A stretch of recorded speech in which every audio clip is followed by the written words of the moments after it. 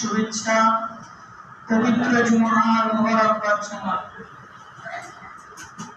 তার সাথে সাথে সর্বোপরি আমরা জানাবো মহান রব্বুল আলামিন যিনি পবিত্র, যিনি আমাদের খালিক, যিনি আমাদের মালিক, যিনি ছাড়া দ্বিতীয় আর কোনো ইলাহ নেই, সেই মহান রবের প্রতি প্রশংসা এবং কৃতজ্ঞতা প্রকাশ করে একবার সমবেত কণ্ঠে বলি আলহামদুলিল্লাহ।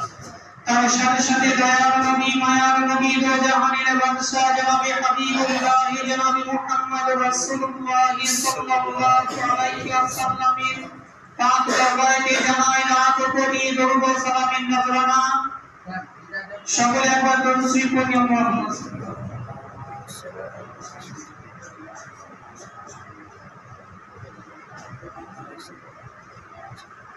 আল্লাহ রাব্বুল আলামিন আমাকে আপনাকে অতীব ভালোবেসে আজকে পবিত্র জুমার দিন, মোবারকপূর্ণ দিন, কিনার ঘরেতে আসা, কিছুক্ষণ সময় যাবত বসা, কিছু আলোচনা শোনার এবং আল্লাহ রাব্বুল আলামিনের দাসত্ব করার, ইবাদত করার তৌফিক দান করেছেন। তার জন্য শুকরিয়া আলহামদুলিল্লাহ।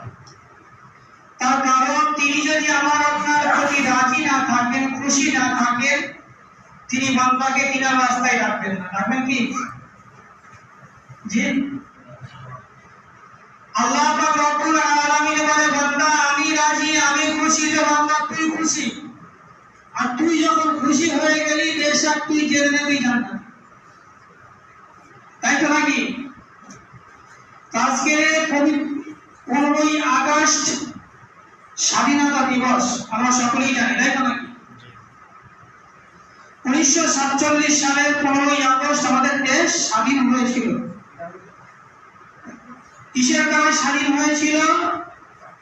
না, ইংরেজ ইস্ট ইন্ডিয়া কোম্পানি লাগানোর নামে ইংরেজ সরকার আমাদের দেশকে কি করেছিল? কব্জা করেছিল, রাজত্ব করছিল।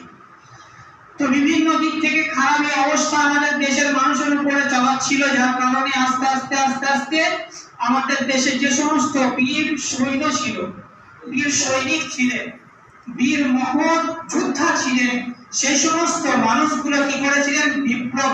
বিদ্রোহ করেছিলেন। আস্তে আস্তে করে ইংরেজদেরকে বাধ্য করেছিলেন এই দেশ ছেড়ে চলে যেতে।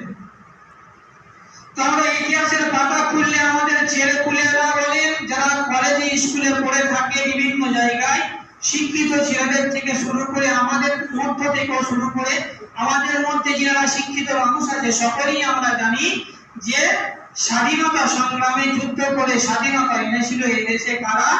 না, নেতাজি সুভাষচন্দ্র বোস,